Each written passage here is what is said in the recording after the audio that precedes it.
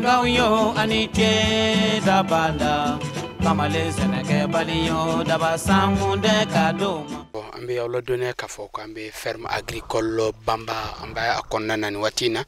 anga munmunu salo konna na ambora kata nyeda woro chamaka ambora sheuka worola ambora mishuka worola antara jege dinga anyuyi ni watina ambe papai furu kono anyambe papai la papai solo adene do kosobe papai solo bamba ferme kona anya fo abi ma dabali ban sabla ka fin abeka soro woro kilian no vraiment o yekobay papai solo aseneni yalla mu yaw blo fenena mi ambla papai solo senena anya ye kabini amfitinama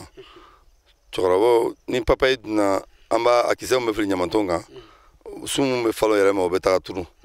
na turura abede munke o de nunu be tagana sokono ame dununga kuma cha do beta feri mais kosara manna anya ya afana na folo soro fen bon anja kibaro fe ko achama bo Côte d'Ivoire de kanaya anyi nyini ngalo ke ka sega lo ke parce que amana fleta ame yala de abi yala tu me amana be yala ta ame tan ansen ga nyon to ka furura bon endara do ka furura ga soro do kumbe ya chama sene doni ube sega so kungo kona antara otiki fananga furura kata allage ale fana ba sene chukumi anya ale ka teknita ma yoro na klaka anga tekni bo ale fana ka tekni kono pa ya kibaro nyingale ale ko kabesa kwa ngana siga ko anga sene fana encourager kanga sene kabesa kwa na masanko ale rabe siga na andeme o aka tagasrola pour que na be siga sa oye anga suraji tani retraite do ay ama sigi mesiga so wa fama ko foma tana ni mo ne mo mi itara fana kata conseil ta mo mfe ama war mine fe ni émission soro akan fana ka furi kai ka barakalla c'est vrai ama kon mana foro seneka dama mais afana lajil kona afana en place là bon wa minga o kara minga en fana o place là kan nu anyo luta parce que anga lo asi ni be fin senebi fika do abena sawa donc akuka al ka besa kuna skala ngana siga ni siga bara kwanga sene na mana sakwala ba njema gafe me chenre la anya sene siga na mana ya sangura biere telefone ngane be chama muso fe bamba ntabe na lonjuma bamba ntabe muso programme di revendeur me sugura ambo programme la tiana siga so ya ngu comme dans marché bongo ya amasse bongo marché ni era ma siga so ko era la boya ma siga so ko era la boya fo muso do ko mo bla kale kan ve bamba e mena ka do ne mare sene fengo na no kono fola ka ba ya ko bala ko e kan ga siga do no sorora donc o kara an dulala papai crise be malla papai be bo Côte d'Ivoire o ke du ko ba an fa be se ka senea an fana do kala pour que mo fana ka yi ka fo papai be se ka son mali yere kono ya ja ne yo fana bara na fama soro fana na donc an ya misali do fe an yo ladigi an ya ka fo chanra chano chana papai vraiment na fama soro be se ka sene an fe malla o le ando papai senena bamba papai jukele anya bala ka fo min fleni adene do kusobe yalwa ni dengo folo de walma ni wakati de papai bide ni ngoni ayi dendam na foduguma enda akala do fleni mbasu wira ni papai tika no nita ni aden folo yere anye bogo anana bogo sama ka ba jugura pour que a jugana sigi bogora aden folo moi il y a bel bien flé aujourd'hui c'est plus d'un mètre au sur la maison avec dingue gailati et je me ne fa avec dingue ta fana avec la fleur avec nous avec fleur que ta avec que dingue men ko ke papa so avec dingue men ko ke akili ela go jati men mo fere bere la e ga ngado soro de alhamdulillah mais papa yo yalwa samnye doronde do walma climat fa ni mbeto ko minata sanya mala ka fo papa yin ko ni a bulukan anyele do kusobe samnya fe climat fe no asoro sanji te na letuguni o ba sola de walma avec etugudi ambe ji bo ni dura ni ma fadi ibite rekabi ibi bogabi donc o mana avec comme samnya abiji mi so samnya fe abo nyolo soro climat fa na fe ne kon fe iman na wati mo mu yala ka bonne fe o besega ashiria climat na fe donc depuis climat na amba ferira akon abe continuer donc ngon bara foni awala de seromna mais papa jukele yalwa ni shi hakela abe falendo walma ni ne beto kudai fokata non ni abe yala fokata c'est à de seromna ke chuko ko na abe se kata te 18 mois kata 20 mois na soro la be na a san fera peut-être à 2 minutes do abe dia kata me donc be se ga éliminer ka be ko ka do 3 non ambe olodone ka fo kwal chambe ferme agricole Bamba konnana mamtu Bamba ibora sisa ka ika chokoroba no Abdoulaye Bamba ambora ka yala ferme konnana an woro chamana ge ngani wati na anfle papa furu kono papa koyi yalwa dafalan jumendo awbulo furu konnene no duni srafani nafasro srafe papa ko bon alhamdulillah papa ko nafanga bon papa yere chaque semaine am se ka muduwan nye fla nye sababu kata wo fere wa ya be donné ka dépenser chamaye ça parce que en fin chama be o chama 6 mois li comme jege 6 mois chez 6 mois bon je non ma be wa kala 9 mois de fanay wa so papa be donné ka e ka carburant ka dépenser mission ka entretien mu ga ka faire ngono papa be jonno ye avec la jonné fana ka du dépenser chama fanay papa ko konan se ka na fan fuka ba papa yere kon jonno no chama ya mbulan bi fasanto kasi yalla papa ani senefen to ye kala noko ko ni entretien ko la wa ni senefen to te clean papa ifle ale fin jima ga jwali koro ba salti yor suma ba fe entara yoro fa ngata suma ban suma chara kal jube tolli jima ga jwali koro ale fana papa fana fin de a pépinière ka ko kagele a pépinière fana ne ya pépinière falinta o fana kuma ka cha fana doni parce que alte ko comme fin to bu ko chaka bu kan o ale différence papa ni fin to che ale papa fin de fana papa ale te no fini ka jay ale ni no fini ka jale chaque mois fana e se ka engrais donon fana ka koro kuma almati bodi nyakele nyo ka koro ajukele ngo chaque mois papa ka différence ni fin to bo nyo no rode da ale no an avantage mi ame jege digan ji sama ko ka kan papa iso o na fam no go borere parce que fertilisation ji fertiliser yere na fam bo papa ira so papa timnya papa ka timina ani an papa sa papa an qualité to tekeli sa ka timi afana qualité kan parce que ame entretien kara bon chaque mois fana ma konna asani ka konna chien ka asani kanye papa be karko jelke sangon papa bon sangono on tise ka vraiment karko ma amo ka klina tarafolo na chaque semaine ko ngo matike chaque semaine amatique ni mi mona mi moda ba amatique parce que anta grenti kata na mi moda le bo na moda mbodron tracé bo am ta jim soma ruwa to la moy ka feri ama au système de bambole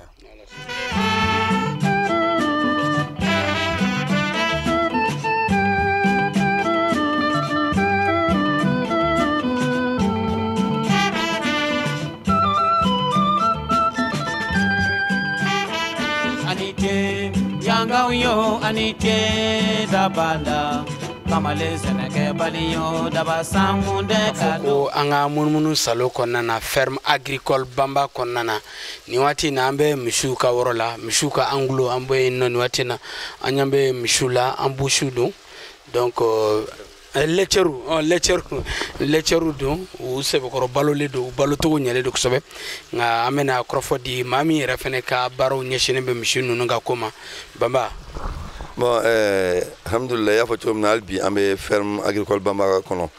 ni nere masaka fo ne anyama ba parce que ne agatigi mais ya fa jogo mna de bala dam na jege de rongo ndin sababe ya olugo bolo bebe o be bolo be bala nun kelengele na bala karo be olugo jama ka bala nun ke parce que ni market continuité te bala la parce que bala karo no lu na ta alo lu experience mi so fo be ta no e bon afrika mo ko e bena mo ko so juna wa bon flanje ko bala ka fo me ka chogodi mais ne akan dure re dona e be aklisiki soro ma bal bala karo tagara dora be se ka no ba soro fe matien o bolu bolo jama bala la nte a bala ka fan ka bonere de uma o ambo mu fanata ko fala bena saison kan fa ya akacha la fa ambe do bo chômage da fana ne ya jati mene nya fa chum na chanyere la anga nyo ne wa atise ka nyana ma girbu flenta ka yira fentigira no jamana e ka yira jamana soro tugura na no kera o fana be do bo chômage da be kuma ambe mishuka yoro la nya fa to me jega ta yoro la min bolo be jega ko ra nyo blok mana yoro ye aya do ka fo fen fabriquer nta abolo ba nta mi fo na ta do atese ko fo bon min fana bolo be mishira ale be ya bon mena ale bla ale rabe kuma mishuka aba bala to mna aba nyefai ne to Dauda Bamba ka bo Sigaso do me mishi baral la ferme Bamba kono ya Bamba yere dingale ne dinga frole ne do mi ga mishi normalement le bara donc soma mo bri ani la da fe mo bri Dauda oko ferme bay kono an yala la anya fambe yala an flem mishuka worola e ka bara nyeshini be mishikoma an b'a fɔ fɛn minnu ma misi nɔnɔmaw lɛcɛriw donc i bɛ se ka mun fɔ misi minnu b'aw bolo yan a marali degun b'a la wa gɛlɛya jumɛn b'aw kan wa nafa jumɛn bɛ misi nɔnɔma marali la. Bon sani me do kuma kɔnɔ min ye misi ka baara ye a gɛlɛman fɔlɔfɔlɔ yɛrɛ min ye tiɲɛ yɛrɛ la misiw ka fo ka misiw ka dumunikolo sabati fɔlɔ ka sɔrɔ ka don misi baara kɔnɔ ka ɲɛ kosɛbɛ kosɛbɛ donc ni dumuni tɔn t'e bolo tiɲɛna lɛcɛri baara ma nɔgɔ n'a fɔra ka taa misi yala kungo kɔnɔ ka sɔrɔ ka misi dumuni ka sɔrɔ ka misi biri tiɲɛ yɛrɛ la a ma nɔgɔ a tɛ nɔnɔ ɲɛnama yɛrɛ sɔrɔ la bon fo ka obligé ka bin caman le sɛnɛ ka se ka misiw yɛrɛ nafa donc wɛrɛ bɛ se ka e sago nɔnɔ sɔrɔ i bɛ sɔrɔ ka dumuni tɔ ninnu kɛ k'a dafa donc binforo b'aw bolo yan. binforo b'an bolo yɛrɛ binforo min yɛrɛ b'an bolo a bɛ hectare 1 yɛrɛ bɔ n'i y'a fara fara ɲɔgɔn kan a bɛ hectare 1 bɔ an bɛ nɔ min na bi aw ka misiw tɛ bɔ ka taa yala. donc an ka misiw tɛ bɔ ka taa yala yɔrɔ si la misi den tɛ taa yala ba tɛ taa yala a bɛɛ b'an yɛrɛ bolo yan sur place ferme kɔnɔ yan o bɛ dumuni sɔrɔ o sago ma yan fana o bɛ ji sɔrɔ o sago ma yan fana donc aw fɛnɛ bɛ sɔrɔ ka kaba ni turuto ni fɛn ninnu formule dilan sisan ka d'o ma sɔgɔma ni m'o biri m'o d'o ma ni wulada fɛ ni m'o biri fana m'o fana d'o ma donc n'o dun ka fara bin i b'a sɔrɔ a b'o nafa o dafa n'a ye misi mara in yalwa degun b'a la gɛlɛya b'a la. bon tiɲɛna an ta nin cogoya ta ala k'an ka can fɔ gɛlɛya t'a la gɛlɛya t'a la parce que an bɛ niveau min na bon parce que ni dumuni kɔni bɛ yen ka misi kɔni labalo sur place tiɲɛna an kɔni ma gɛlɛya o kɔni na tiɲɛ yɛrɛ la nafa dun. bon tiɲɛna a nafa ka bon a nafa ka bon fo ka se a nafa ka bon yɛrɛ de musakako la. bon musakako la bon ni ma kɛ tiɲɛnikɛlaba ye kɔni tiɲɛ yɛrɛ la misi yɛrɛ bɛ nɔnɔ min di a bɛ se ka dɔ k'a yɛrɛ dépense la a bɛ se ka dɔ k'a yɛrɛ dépense la a yɛrɛ bɛ se ka dɔ k'a yɛrɛ balo la. aw ta ninnu bɛ nɔnɔ litiri joli d'aw ma tile kɔnɔ. bon tile kɔnɔ a bɛ se ka nɔnɔ litiri 35 di tile kɔnɔ komi a daminɛ de don ma wolo ka caya caman yɛrɛ bɛ yen o bɛɛ woloko fɔlɔ lo ni kelen yɛrɛ tɛ a bɛɛ woloko fɔlɔ lo bon et puis a ma kɛ métisi yɛrɛ piripiru fana tɛ parce que a lawa dora misi gansan de la o wolola o den de don misi lɛcɛri vache lɛcɛri n'an b'a fɔ a ma walikana a marali ani misi tɔw maracogo tɛ kelen i da sera ma nka bi komi an y'a fɔ depuis jamu daminɛ na aw ka kɛ misali ye bi mali sifinnakaw ma ka kɛ mali bagan marala wɛrɛw ma halisa minnu bɛ fan wɛrɛw fɛ ni bagan mara ka d'u ye nka a sigasiga dɔɔni b'u la walima u t'a ɲɛdɔn misali la i bɛ se ka mun fɔ olu ye. bon ne kɔni bɛ se ka min ɲɛfɔ olu kɔni ɲɛna ne kɔni b'a fɛ ka don misi lɛcɛri ko kɔni na kɔni tiɲɛna i ka jija i ka bin sɛnɛ k'i yɛrɛ labɔ parce que misi ninnu ni misi ninnu kɔni kɔngɔnna parce que i bɛ hakɛ min nɔfɛ misi den kelen na tiɲɛna i t'a sɔrɔ parce que ko i ka taa yɛlɛ kungo kɔnɔ o b'a sɔrɔ filaburu ni bin suguya fɛn wɛrɛ de ka ca mais n'i sera ka bin kɔni sɛnɛ ka entretien k'a ɲɛ yɛrɛ ma tiɲɛ yɛrɛ la k'o kɛ ka misi ninnu balo i bɛ misi ninnu nafa sɔrɔ so tant que n'o tɛ tiɲɛna misi ninnu nafa tɛ se ka sɔrɔ kungo kɔnɔ yala la ka n'a fɔ n bɛna o baara ani fana ka hakili to ji sanuma ko fana na ka di misiw ma fana o k'o min ani furakɛli misi ninnu bɛ furakɛli fɛ kosɛbɛ tiɲɛna o furakɛli fɛ kosɛbɛ parce que an ta nin yɛrɛ kalo duuru o bɛ furakɛ bon an n'a ye problème fana yɔrɔ an bɛ vétérinaire wele a bɛ n'o yɔrɔ bɛɛ ka na fura k'o la a ka hakilina ɲuman na a n'a ye nin baara min labɛn ka di anw ma tiɲɛna n b'a fo ka barika la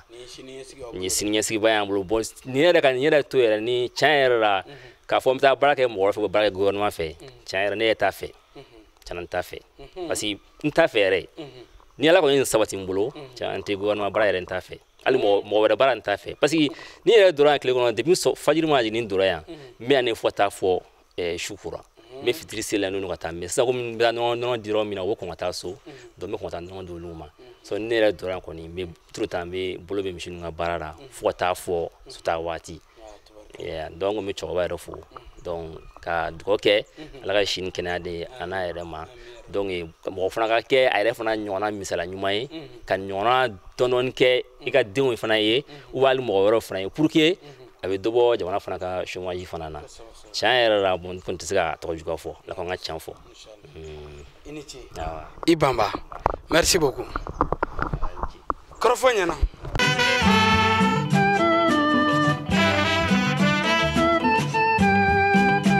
ladɔnniya k'a fɔ an bɛ ferme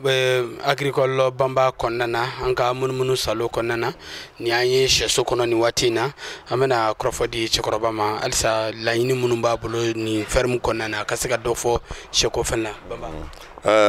An bɛ foli kɛ jama an filɛli jama bɛɛ lajɛlen an lamɛnli jama bɛɛ lajɛlen ye toujours y'a fɔ cogo min na an bɛ ferme bamba de kɔnɔna na comme baaraw daminɛ n y'a fɔ ye ko n den 3 de bɛ yan bon baarakɛlaw bɛ olu jama baaraw la an bɔra jɛgɛ yɔrɔ la min tun bɛ yen an y'o yira la a yɛrɛ y'o ɲininka an nana misiw yɔrɔ la min fana bɛ yen a y'o ɲininka bon sisan an bɛ sɛw ka yɔrɔ la n b'a fɛ kɔnɔni ka pan a tigi yɛrɛ bolo parce que n'i ko i denw b'a la o ye fɔli ye kɔnɔdimi tɛ ɲɛdimi don donc o la a yɛrɛ ka fila ye sabanan o ye olu ta dɔgɔnin ye ale de bɛ sɛfan la ta kunna donc ale de b'o gérer baarakɛlaw b'a jɛmɛ baara la mais ale de b'a gérer donc a b'a fɛn bɛɛ ɲɛlɔ donc n bɛna kuma di a yɛrɛ ma kɔnɔni ka pan a tigi yɛrɛ bolo parce que an b'a fɛ a ka kɛ misali ye denmisɛnw k'a lɔ k'a fɔ jaga baara kolon tɛ mɔgɔ kolon de bɛ yen ni mun sera an m'a fɔ bɛɛ ka nin kɛ dɛ mais ni mun sera ka nin kanu sɔrɔ ka se ka a baaraw daminɛ a ka ca ala fɛ o bɛ se ka bɔda sɔrɔ a la donc n bɛna kuma t'aw bolo ani a yɛrɛ bɛ hakili falifali kɛ ko ɲɛna kosɛbɛ. Waalaikum salam ta'ala barakatuh. N tɔgɔ ye Mohamed Bamba a bile Bamba den de denkɛ sabanan in ye ne bɛ tubabu sɛw de baara minnu bɛ fan da sɛri baara n bɛ pɔndisi baara bon sɛ 2000 ni 600 de bɛ n bolo chaque jour don o don n bɛ alula 55 sɔrɔ don o don. sɛ ninnu yalima a marali i bɛ se ka mun fɔ bon marali degun dɔɔni b'a la ni funteni dora i b'a sɔrɔ dɔw bɛ dɛsɛ dɔw bɛ sa bon tout de temps an bɛ to ka don cɛra k'o yala donc ni minnu dɛsɛra n b'o bɔ misiw fajira n b'a su jira k'o bila donc ni fiɲɛ y'a fili donc sufɛ n b'a ta ka don donc o degun bɛ yen bon nɔgɔya dɔɔni fana b'a la donc ni finɛni waati sera waati dɔ ma sɛfan bɛ marché dɔɔni mais ni waati dɔ sera ni samiya dora kaba ni woso ninnu mana bɔ i b'a sɔrɔ sɛfan bɛ jɔ dɔɔni comme an bɛ waati min na sisan donc sɛfan tɛ ka taga kosɛbɛ o gɛlɛya fana b'a la. Bon sɛfan ninnu an b'a di clients b'an bolo suguba kɔnɔ an b'a classé o ma ni café feere minnu bɛ yen donc an b'a di olu ma donc an bɛ dɔw bila ka taa kɔfɛ yɔrɔ caman na. Bon an bɛ sɛfan lɔ dan bɛ bibi nɔ min na sisan an b'a di 400 ani dɔrɔmɛ 20 mais a jigira dɔɔni sisan an bɛ ka di 400 na sɛmara ne bɛ se ka min fɔ ɲɔgɔnna ye Mali kɔnɔ ani Mali kɔ kan ni a moyen bɛ minnu ye o bɛ se ka a débrouiller ka don a la dɔɔni pour que mɔgɔw fana ka se ka nafa sɔrɔ a la. Bon n bɛ se ka minnu fana fɔ n'a se tɛ minnu fana ye ni gouvernement bɛ se ka dɛmɛ bolo min don mɔgɔ minnu ma k'a sɔrɔ a dusu b'o la donc an b'a ɲini gouvernement fɛ a ka se ka dɛmɛ kɛ mɔgɔ caman fana ye pour que jamana ka se ka révolter Mali kɔnɔ ani jamana kɔfɛ. sɛ ninnu balo don. Bon sɛ ninnu balo gɛlɛya dɔɔni b'a la dumuniko fan fɛ parce que kaba mana yɛlɛ donc an bɛ kaba san gɛlɛya kɔnɔ donc ni kaba jigira an b'a sɔrɔ nɔgɔya fana na bon turuto ani concentré minnu bɛ ɲagami olu fana ka gɛlɛ dɔɔni ni gouvernement kun sera k'o subvention kɛ an sɛ maradɔ fana ye o tun bɛ se ka nɔgɔya da fana k'an ye sɛfan feere fana na. Bon kɔrɔfɔ kun cɛra n bɛ se ka min fɔ ka ɲɛfɔ an lamɛnbaga jama bɛɛ lajɛlen ɲɛna o ka ɲɛfɔ gouvernement mɔgɔ bɛɛ lajɛlen ɲɛna o ka se k'an dɛmɛ ni sɛ dumuni subvention ye ani sɛ balo ni consommation caman fana ye. An balima sirifila filɛbagaw Mali kɔnɔ ani Mali kɔ kan bamananw b'a fɔ ko banbali ka diya tɛ dɔn ka ban ka wuli bi ka se ferme agricole Bamba soba kɔnɔna na ka na an yalayala k'a ye k'a fɔ cɛsiri ani wulikajɔ min bolo dalen bɛ yan nɔ Bamba a n'a denw fɛ a bɔra ka fɛn caman an taara sɛso la an bɔra misiw ka yɔrɔ an bɔra jɛgɛ mara yɔrɔ la papaye solo lemuru foro fɛn bɛɛ lajɛlen bɛ bin foro a bɛɛ lajɛlen bɛ yan nɔ Bamba vraiment Sherifila Jabaraniso ka wuli ka se ma bi sɔgɔmada in na ka na an ɲɛ de ka ferme kan an ye min ye a y'a nimisi wasa a bɛ somɔgɔ sama bɔ teliya waati sɛbɛkɔrɔsi la folikan laban dakuruɲɛ kelen ka jɛmukan kuncɛ. dakuruɲɛ kelen ka Sherifila fo nin baaraba in na ka wuli ka bɔ fɔ Bamakɔ ka na anw ta k'an kɛ duwalen k'an yira diɲɛ na k'a se ka an ka hamiw ani an ka baara kɛcogo ɲɛfɔ mɔgɔw ɲɛna vraiment an bɛ foli kɛ Sherifila TV nin ka kɛ misali ye anw yɛrɛw anw ma se anw dan na an yɛrɛw ye a daminɛ an bɛ sira cɛmancɛ la an ma se sira nafasɔrɔ bayɔrɔ bɛɛ la mais an ye min kɛ fana o fana bɛ se ka kɛ misali ye ka mɔgɔ wɛrɛ fana o bɛ se ka an ka sira ɲɔgɔn bɔ donc ka foli lase aw ma ka dugawu kɛ yarabi ala ka télévision so ala ka yiriwa ka foli kɛ an bɛ nin bɛɛ an ye baaraw bɛɛ kɛ an ma foli kɛ belebele ye dɛ an tɛ se ka bɔ nin kɔnɔ n'an ma foli kɛ belebele ye an bɛ foli kɛ Bamadan den Serifu ye yarabi nin bɛɛ initiative bɔra ale de la o ni ale ka dugawu ɲuman na an bɛ dugawu kɛ ala k'a mɛn kɔrɔ ala k'a mɛn kɔrɔ vraiment jamana ala ka a yiriwa ala ka basigi di jamana ma bana jugu bɛ diɲɛ kɔnɔ ala k'a ban pewu ala ka bɛn sabati ala ka sababu ɲuman k'an bɛɛ ye k'an bɛɛ haminako nɔgɔya sankura min an b'a kɔnɔ ala ka hɛrɛ caya an mun yɛrɛ nana an bɛ dugawu k'a yɛrɛ ye ala ka a yiriwa ala ka baarada yiriwa ala ka ni jama kanbɛn ka a bɔra Bamakɔ ka se yan cogo min baasi ma sɔrɔ ka dugawu kɛ ala ka a ɲuman se Bamakɔ fana yarabi nin ka kɛ misali ye Mali bɛɛ ye ka kɛ misali ye diɲɛ bɛɛ ye an fana bɛ jama kɔ dɛ kan n'a bɛɛ ta an bɛ jama fana kɔ an y'o fɔ kumaw kɔnɔna na mun bɛ se k'o kɛ o k'o kɛ an b'a kɔ fana an b'a fɛ fana a ka kɛ misali fana ye o fana ye belebele ye I ni ce kɔrɔfɔ ɲɛna kosɛbɛ n'ala sɔnna ma an fana b'i fo kosɛbɛ sabula ka bɔ an se yan fɔ sisan an bɛ yɔrɔ min na ko sisan an bisimilara bonya ni karama ni nisɔndiya kɔnɔ o diyara an ye kosɛbɛ an b'i yɛrɛ fo la kosɛbɛ ka tila ka ni ala sɔnna k'an sara ala la ni ala sɔnna nin tɛna k'an siɲɛ fɔlɔ nin tɛna k'an siɲɛ laban ye an b'a ɲini ala fɛ n'ala sɔnna san o san wagati mun na wagati mana se an ka wuli ka n'an ɲɛ da o kan inshallah hali bi o k'a sɔrɔ ferme a fana sɛbɛkɔrɔ yiriwala ka tɛmɛ nin kan n'ala sɔnna ma an balima Serifula filɛbagaw Mali kɔnɔ ani Mali kɔ kan kɛrɛnkɛrɛnnenya jɛmukan Ciwara kanubaw aw garisɛgɛ kɛra fɛn min ye bi ka bɔ jɛmukan Ciwara hukumu kɔnɔna na min na bɛnna Sikaso an balimakɛ Abudulayi Banba a ka ferme agricole Banba kɔnɔna na o de kɛra ni aw ni ce aw ka ɲamadali fɛ aw kan bɛn n'ala sɔnna ma jɛmukan wɛrɛ kɛnɛ kan wasalam.